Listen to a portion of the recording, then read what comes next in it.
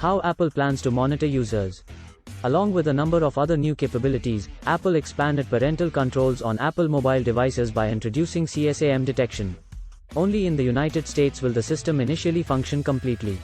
If a youngster receives a sexually inappropriate photo over Apple Messages, parents will be notified. Apple has worked hard to build a reputation as a technology company that values consumer privacy. To check if images on a device match those in the databases of NCMEC or other organizations, CSAM detection scans the photos on the device. The detection technique makes use of neural hash technology, which generates digital hashes, or IDs, for images depending on their content. The image and its hash are submitted to Apple's servers if a match is found between the hash and one in the database of known child exploitation photos.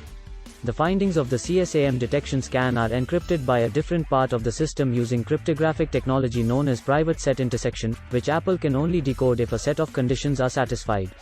Although CSAM has so far exclusively targeted child pornography, we cannot be certain that it won't also apply to other types of content as long as such a mechanism exists.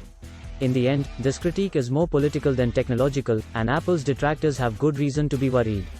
The CSAM detection code is now undergoing an independent examination, which might take a very long period. The issue is that the PSI system sends a significant amount of data to Apple's servers even before it reaches the alarm level. Even erroneous notifications can result in a police visit. Apple's choice was intentional and took into account some of the technology's critics. Nothing will be transmitted anywhere if you don't upload photographs to the cloud.